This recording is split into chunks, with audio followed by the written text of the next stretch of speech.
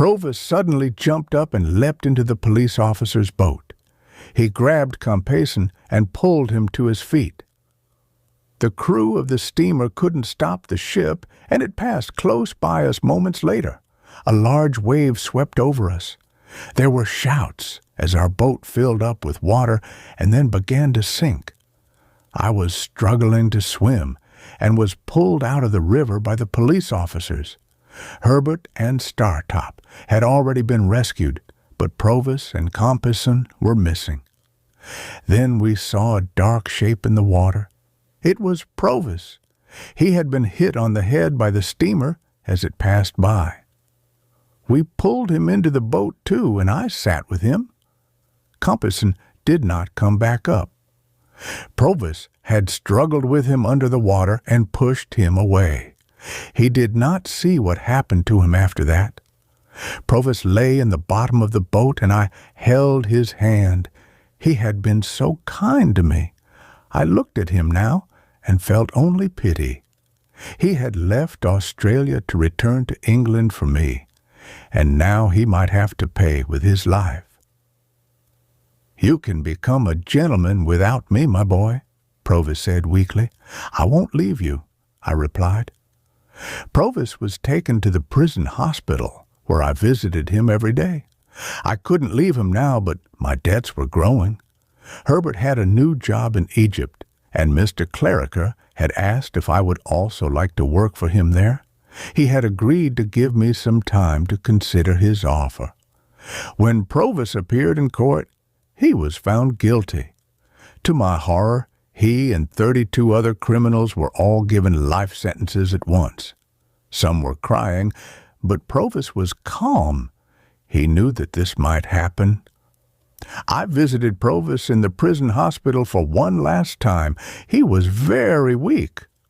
"Provis," I said, "your daughter is still alive. She is very beautiful, and I love her." Provis looked at me affectionately.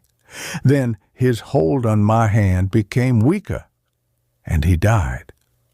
I was very tired and worried about my debts. Soon I became very ill, and I didn't know what day or what time it was. The illness gave me strange dreams. I heard voices talking to me, and frightening memories of the fire at Miss Havisham's house came back to me. One morning, however, I opened my eyes and saw Joe. He had been looking after me like a child for weeks. He was so kind.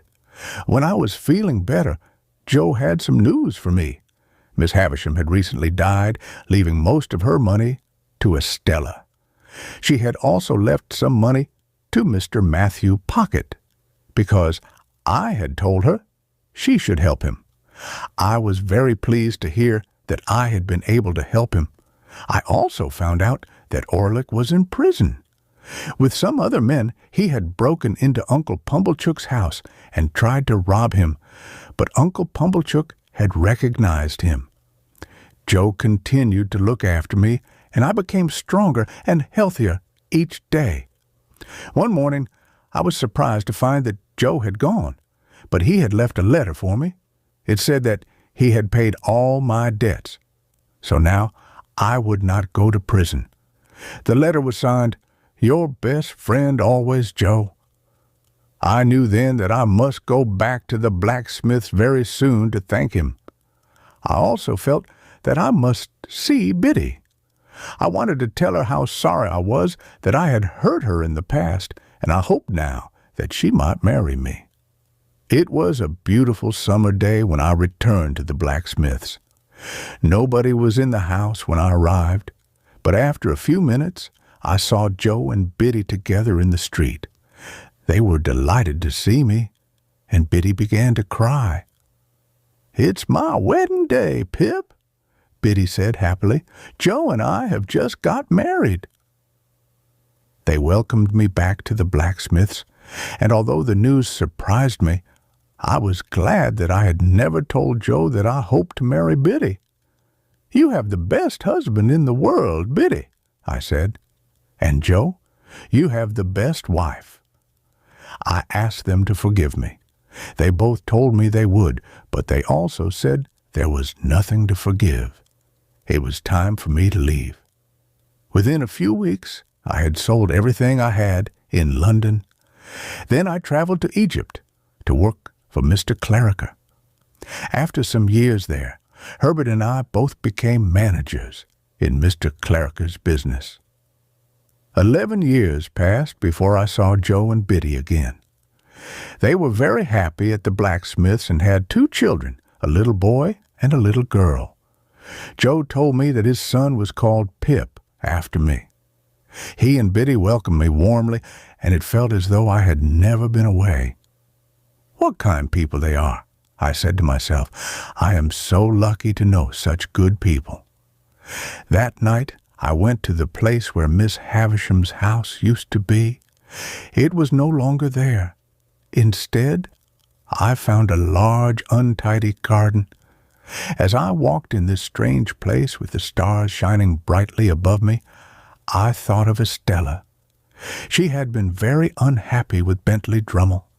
He had been cruel to her, and so she felt she had no choice but to leave him.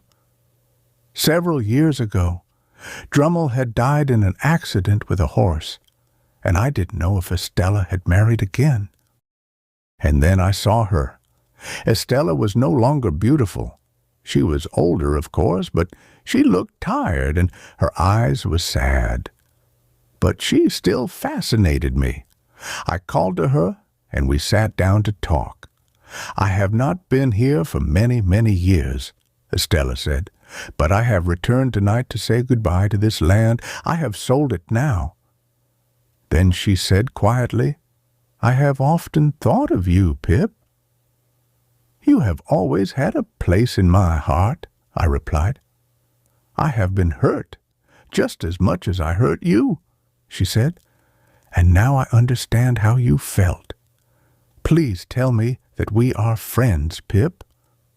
We are friends, I said at once, and we will continue to be friends even when we are apart, she added. As we left the untidy garden, I felt sure, however, that we would never be apart again.